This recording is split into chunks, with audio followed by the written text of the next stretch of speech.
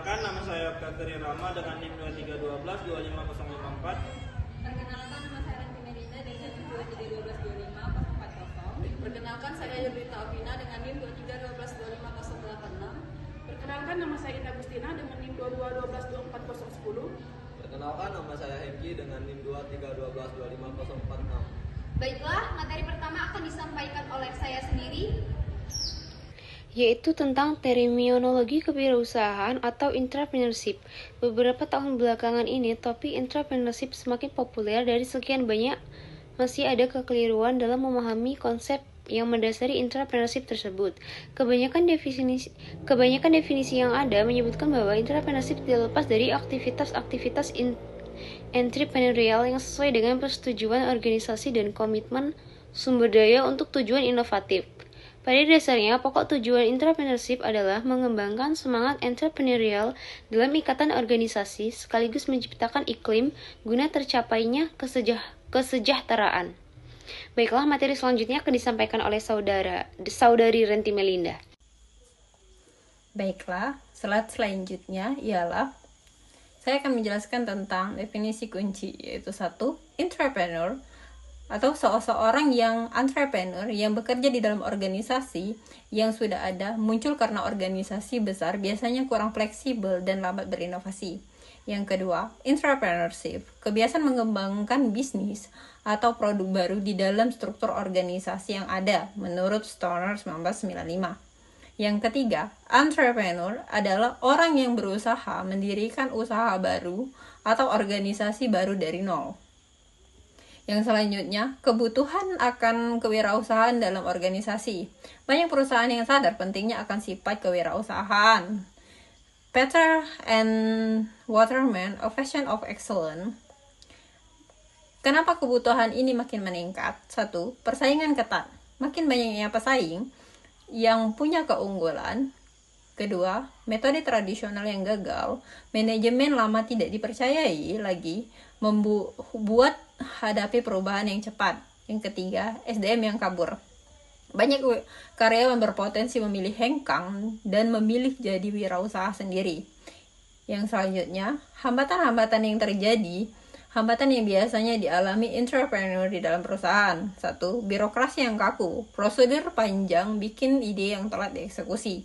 Yang kedua, budaya takut gagal. Kesalahan yang dihukum bukan untuk dijadikan pembelajaran. Yang ketiga, minim dukungan manajemen. Nggak ada dana, waktu, atau izin khusus buat inovasi. Yang keempat, sistem reward yang lemah. Karyawan nggak dapat insentif atas ide dan inovasinya. Yang kelima, sistem kerja sibuk.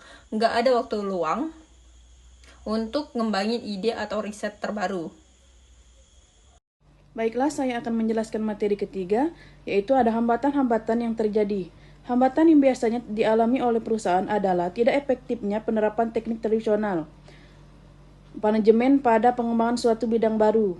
Pemahaman tentang hambatan-hambatan tersebut merupakan hal penting dalam membantu perkembangan kewirausahaan. Perusahaan mengingat hal tersebut merupakan kunci dasar iklim inovasi. Selanjutnya ada faktor-faktor yang mendukung tercapainya keberhasilan inovasi. Menurut James Brian Quinn 1995 adalah ada 4. Yang pertama ada iklim inovasi dan visi, yang kedua ada orientasi pasar, yang ketiga ada organisasi yang datar dan kecil, dan yang terakhir ada proses belajar interaktif. Elemen-elemen spesifik strategi entrepreneurial dalam upaya untuk menciptakan strategi entrepreneurial, perusahaan harus memperhatikan pertimbangan-pertimbangan berikut.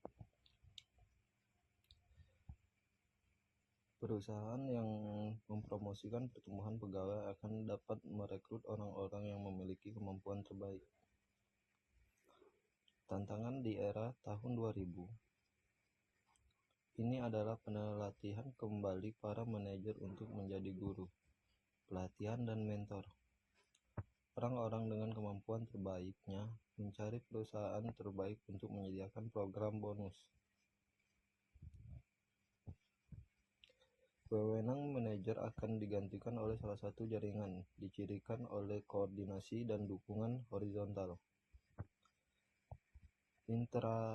entrepreneurship dalam korporasi memperolehkan seorang pegawai mendapatkan kepuasan dari pengembangan ide-idenya tanpa risiko meninggalkan perusahaan.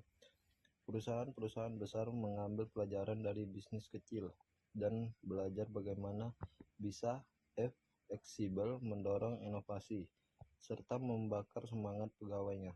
Baiklah, perkenalkan nama saya Oktatri Rama dengan NIM 2312-25054. Saya akan melanjutkan materi berikutnya. Menurut John W. Alexander 1989, untuk mendukung strategi intrapreneurial ini ada beberapa langkah penting yang perlu dilakukan. 1. Pengembangan misi. 2. Dorongan inovasi. 3. Penstruktural suatu iklim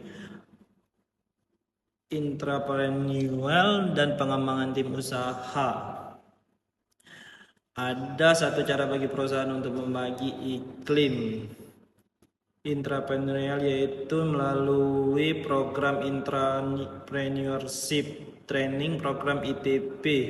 Program tersebut dirancang untuk melatih para peserta untuk mendukung entrepreneurship dalam lingkup pekerjaan masing-masing. Program ini mencangkup pengenalan kreativitas individu, entrepreneuring, penilaian budaya yang ada saat ini, perencanaan bisnis, dan perencanaan tindakan.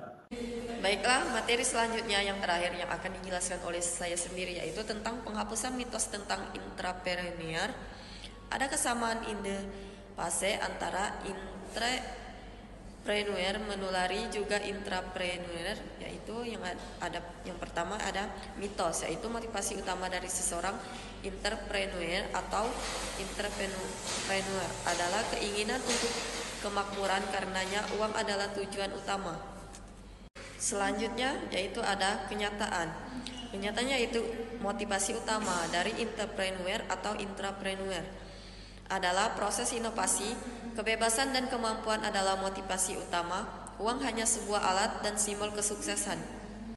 Selanjutnya itu ada mitos. Entrepreneur adalah pengambilan risiko tinggi sampai mereka adalah penjudi yang memainkan taruhan besar. Kenyataannya, ada wirausaha adalah seorang yang realistis dengan mengambil risiko menengah karena ia memperhitungkan risiko yang dihadapinya. Baik, itu saja yang saya bisa sampaikan. Itu saja materi yang dapat kami sampaikan. Kami akhiri. Wassalamualaikum warahmatullahi wabarakatuh. I just had to let you know you're